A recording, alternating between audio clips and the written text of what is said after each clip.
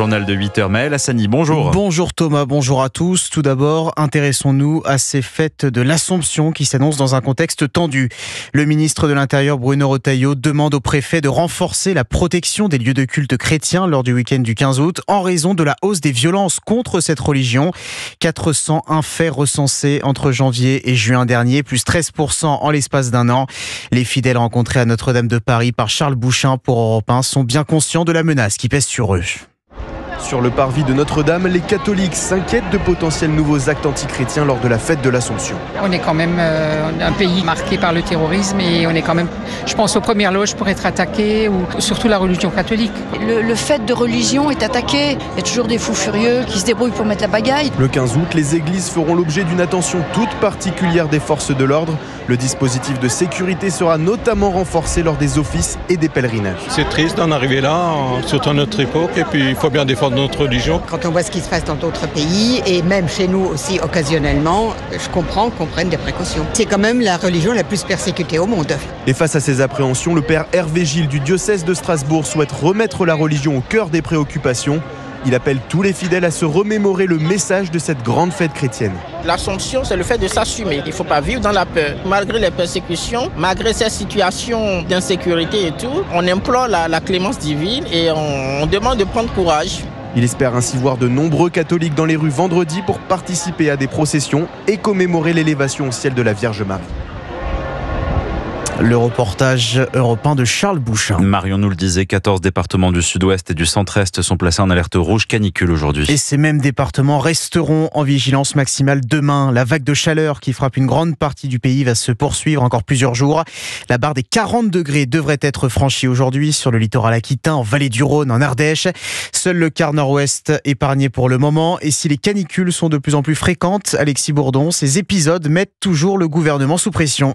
Oui, selon le ministère de la Santé, la moitié de la population est actuellement confrontée à un phénomène de chaleur. Des records ont été battus un peu partout hier alors que Météo France évoque des températures d'un niveau exceptionnel dans le sud-ouest. À Bordeaux, le thermomètre affichait 41,5 degrés en fin de journée.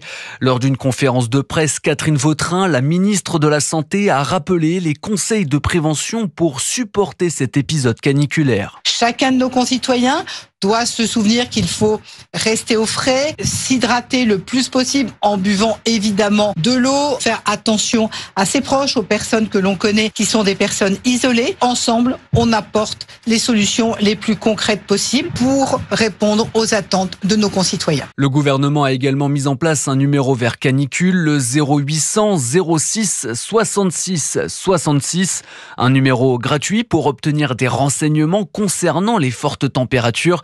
Cet épisode de chaleur devrait durer au moins jusqu'en fin de semaine prochaine, prévient Météo France. Alexis Bourdon, dans le sud de la Charente, la chaleur a favorisé le départ d'un incendie hier dans le massif de la Double. Feu désormais fixé après avoir parcouru plus de 200 hectares de végétation, plus de 300 pompiers mobilisés et 700 personnes privées d'électricité ces dernières heures. Il est 8h04, vous écoutez Europe 1 matin. Le cessez-le-feu en Ukraine sera-t-il négocié au détriment de Kiev ? C'est la crainte de Volodymyr Zelensky et de ses partenaires européens à l'approche de la rencontre entre Donald Trump et Vladimir Poutine en Alaska vendredi. Pour le moment, la présence du président ukrainien n'est pas prévue et le locataire de la Maison-Blanche s'agace de le voir s'opposer à tout échange de territoire avec Moscou. Pour le spécialiste des États-Unis, Jean-Éric Brana, la volonté de Donald Trump de satisfaire pleinement la Russie témoigne d'un mépris pour le vieux continent. La parole des Européens est largement dépréciée aujourd'hui. Je crois que c'est totalement secondaire pour Trump. Donald Trump fait du transactionnel vis-à-vis de l'Europe. Il les considère comme des concurrents et non plus comme des alliés. Et c'est bien la différence avec l'administration précédente. C'est malheureusement le constat que l'on est obligé de faire. Parce que qu'est-ce que fait Donald Trump ? Il remet Poutine en pleine lumière. Là où les Européens, dans l'ensemble, avaient réussi à neutraliser les Russes en mettant Poutine dans l'obscurité, en ne le laissant pas prendre pied sur la scène internationale, eh bien, Poutine redevient un grand par l'action de Donald Trump. Jean-Éric Brana, spécialiste des États-Unis. Et demain, une réunion à distance est prévue entre Donald Trump, Volodymyr Zelensky et les dirigeants européens afin de préparer le sommet russo-américain en Alaska. Ce matin, les chefs d'État et de gouvernement du vieux continent soulignent l'importance pour les Ukrainiens, je cite, de décider de leur avenir. Pas de reprise immédiate de la guerre commerciale entre les États-Unis et la Chine. La trêve actée en mai dernier entre les deux pays est prolongée de 90 jours, au moins jusqu'au 10 novembre prochain, annonce cette nuit de Donald Trump. Les droits de douanes américains sur les produits chinois restent limités à 30%, tandis que Pékin maintient ses surtaxes sur les marchandises américaines à 10%. Concernant les affaires intérieures, Donald Trump fait de la lutte contre la délinquance à Washington l'une de ses priorités. Le président américain annonce le déploiement de 800 militaires de la garde nationale pour, je cite, nettoyer la capitale fédérale envahie selon lui par des gangs violents. La maire démocrate de Washington s'oppose à cette mesure qu'elle qualifie de troublante. La stratégie israélienne à Gaza vivement critiquée en Europe. La chef de la diplomatie de l'UE condamnait hier soir la frappe israélienne qui a tué 5 journalistes d'Al Jazeera présentés par l'État hébreu comme des membres du Hamas, et la prise de contrôle totale de l'enclave annoncée par Benjamin Netanyahou en fin de semaine dernière est également au cœur des critiques.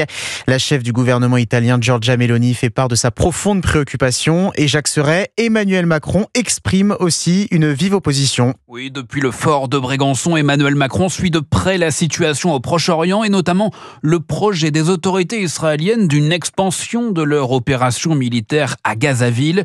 Cela constitue, je cite, un désastre annoncé d'une gravité sans précédent et une fuite en avant dans la guerre permanente, fustige le chef de l'État, qui considère que les otages israéliens et les populations de Gaza vont continuer d'être les premières victimes de cette stratégie.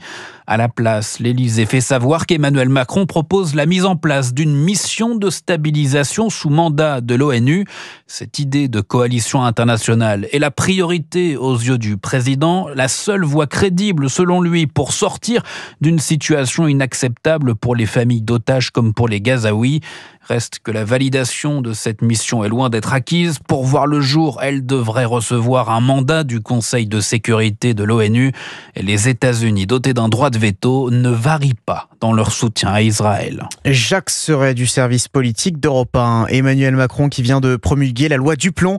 Le texte adopté par le Parlement début juillet, censé faciliter le quotidien des agriculteurs, est publié aujourd'hui au journal officiel, mais sans l'article le plus controversé qui prévoyait la réintroduction de l'acétamipride, un pesticide interdit en France, autorisé partout ailleurs en Europe. Cette mesure avait été censurée en fin de semaine dernière par le Conseil constitutionnel. François Bayrou ne prend pas de vacances et consacre son mois d'août à la préparation du prochain budget de l'État. Et parmi les propositions les plus controversées dans le cadre de ce budget, il y a évidemment la suppression de 2 jours fériés. François Bayrou envisage de supprimer le lundi de Pâques et le 8 mai pour un rendement estimé à plus de 4 milliards d'euros pour l'État. Et ce débat inquiète particulièrement en Alsace et en Moselle, où il existe 2 jours fériés de plus que dans le reste de la France, le 26 décembre et le vendredi saint juste avant Pâques. Mais que les habitants se rassurent, il n'est a priori pas question de revenir sur cette spécificité. Mélina Fachin. Toucher à leurs 2 jours fériés supplémentaires, c'est de l'ordre du sacrilège pour les Alsaciens. Bien sûr, ça fait partie de notre patrimoine. La Saint-Étienne le 26 décembre et le vendredi saint, celui juste avant Pâques, ils y tiennent fermement. Alors tout le monde est rassuré de savoir que François Bayrou s'engage a priori à les maintenir. Oui, je suis complètement d'accord, on n'y touche pas. On y tient, on est en Alsace. Et l'Alsace a beaucoup souffert. 3 guerres, 3 changements de régime. Et ces jours-là font partie de nos valeurs. Faut pas nous embêter avec ça. Mais méfiance et prudence. Quand on saura quelle sauce on est mangé réellement, oui, on sera rassuré. Mais là, en attendant que c'est que des expectatives, on verra. Brigitte Klinkert, députée du Haut-Rhin, a tenu à en avoir le cœur net. Elle a directement appelé François Bayrou. Il me dit ne parler que des jours fériés nationaux. Ceci est important pour l'Alsace. Il ne faut pas toucher à ces 2 jours fériés supplémentaires, puisque c'est notre histoire et notre identité. Et je serai très vigilante sur l'avenir. Strasbourg, Mélina Fachin, Europe 1. C'est une question qui revient désormais chaque été. Comment suivre la Ligue 1 de football cette saison ? Il faut dire qu'après plusieurs fiascos, les diffuseurs changent quasiment chaque année. Et pour cette saison 2025-2026, la Ligue de football professionnel lance sa propre chaîne, Ligue 1+. Les abonnements sont ouverts depuis hier, Laura Legault. Oui, la plateforme se fixe un objectif, atteindre le 1 million d'abonnés d'ici la fin de la saison. Pour convaincre, la Ligue de football professionnel veut mettre toutes les chances de son côté. Ligue 1 Plus sera disponible sur la quasi-totalité des plateformes et fournisseurs Internet. Autre avantage, le prix avec des tarifs promotionnels et des offres pour les jeunes comptées entre 10 et 20 euros par mois. Et la chaîne ne se contentera pas de diffuser les matchs comme l'explique Jérôme Casadieu, directeur éditorial de Ligue 1 Plus. On va aussi proposer quelques contenus. On va soigner les avant-matchs, on va soigner les après-matchs, mais on va aussi ajouter au fur et à mesure un certain nombre de contenus différents pour donner envie à des gens qui se sont peut-être sentis un peu plus éloignés de la Ligue 1 de revenir vers ce championnat. Seul inconvénient, 8 matchs sur 9 sont disponibles en direct sur la plateforme. Pour voir le 9e, il faudra s'abonner à la chaîne qatari BeIN. Et la création de Ligue 1 Plus arrive dans une période morose. En 5 ans, 3 diffuseurs du championnat se sont succédés. Ligue 1 Plus devra donc tenir, d'autant que de nombreux clubs du foot français sont sous tension financière et leur bonne santé dépend aussi de cette plateforme. Laura Legault et le grand retour de la Ligue 1 de football, ce sera vendredi soir à 20h45 avec l'affiche Rennes-Marseille. Merci Maël pour votre journal.